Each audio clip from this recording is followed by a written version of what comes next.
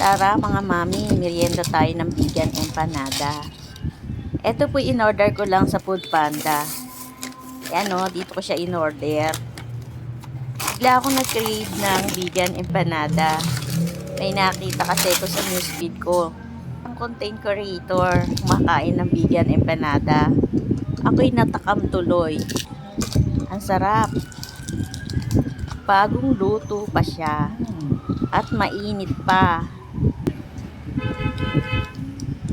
Napakalutong pa. Unang tikim ko ng vegan empanada nung nagpunta kami ng Ilocos. Kaya pag pupunta kami ng Ilocos, bumibili kami nito doon. Mura lang ito doon, 65 lang. Pero dito ang order ko 155. Yung suka niyang kasama, masarap din yung suka niya. Ito yung loob niya oh. Longganisa, may itlog, tsaka papayang ginadgad. Solve ang aking craving, pati yung dalawang bata ritong kasama ko, naubos nila.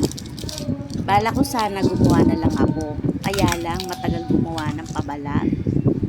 Next time na lang.